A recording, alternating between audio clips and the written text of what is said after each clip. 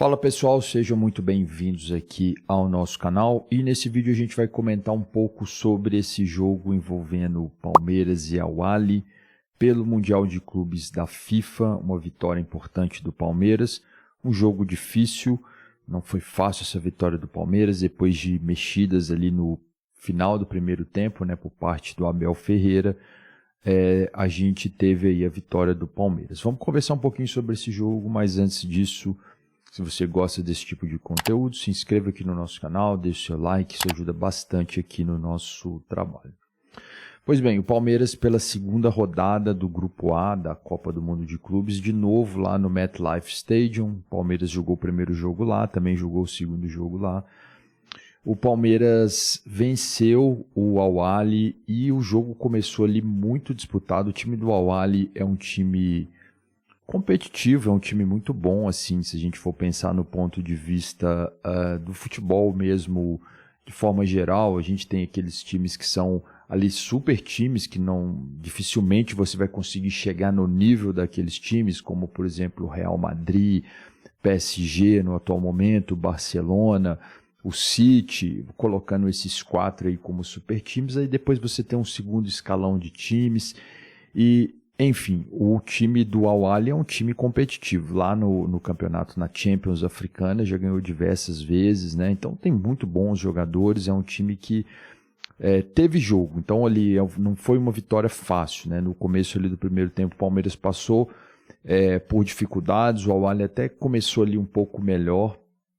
E no primeiro tempo ali, depois, na metade do primeiro tempo, o Palmeiras começou equilibrando o jogo, mas algo que me chamou a atenção ali no Palmeiras, né, e que tem chamado a atenção nos últimos jogos, o time tem um pouco de dificuldade de fazer gols.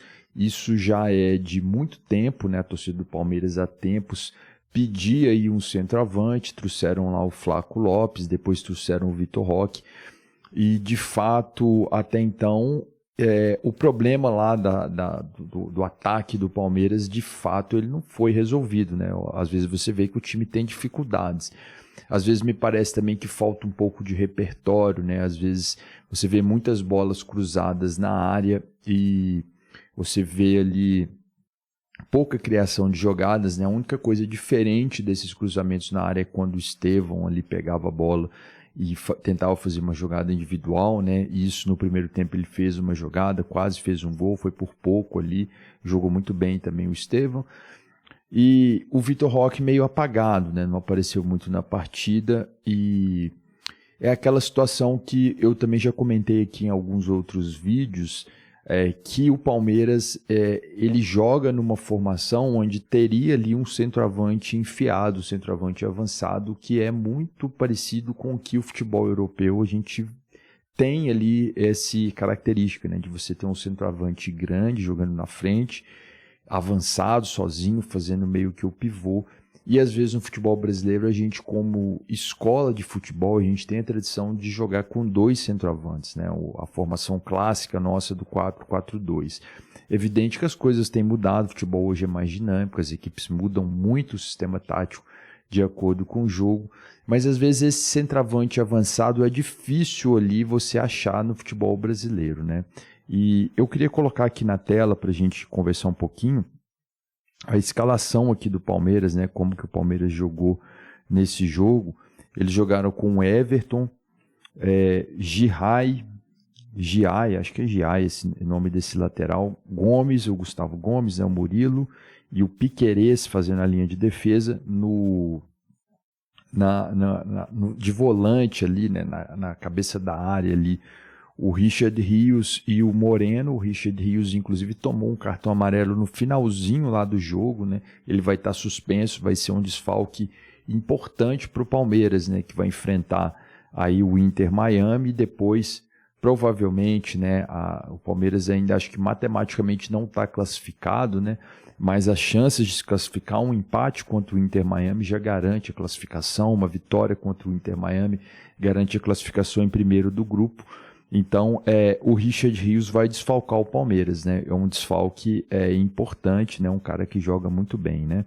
E aí, do lado dele, o Moreno, né? Fazendo ali essa cabeça de área ali.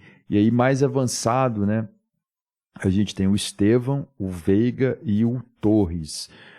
O Veiga também teve um lance lá no jogo que ele, a priori, o árbitro tinha expulsado ele, né, numa jogada de dividida, e depois, consultando o VAR, né, foi uma jogada onde que ele acertou o pé do outro jogador, então foi só o cartão amarelo, que também seria algo muito complicado para o Palmeiras naquele momento do jogo, que estava 0-0, o Al-Ahly estava em cima, e se o Palmeiras estivesse ali com o jogador a menos, e seria muito difícil para o Palmeiras conseguir essa vitória, porque principalmente a questão do futebol hoje ser um futebol muito físico, a temperatura lá muito elevada, né, um calor muito elevado, então isso ali poderia complicar bastante, e aí deu tudo certo, o Veiga não foi expulso, né?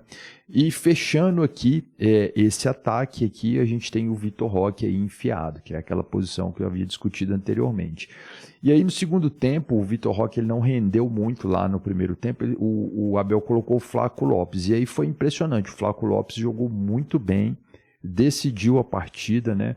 E ele foi um cara importante, então funcionou ali muito bem. Então acho que o Palmeiras ainda tem muito essa dependência dessa bola cruzada para a área. Era para o Flaco Lopes, com o Vitor Roque talvez essa jogada não funciona muito bem.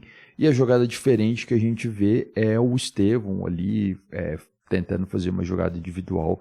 Então ainda vejo o Palmeiras como um time equilibrado, um time bom, mas um repertório bastante limitado pelo elenco que tem, né? Que é um bom elenco, eu acredito que é o melhor Palmeiras dos últimos anos, né? O Palmeiras até enfrentou o Al-Ahly acho que 2 vezes aí durante esses períodos que ele disputou o Mundial após ser campeão da Libertadores, nessa fase do Abel.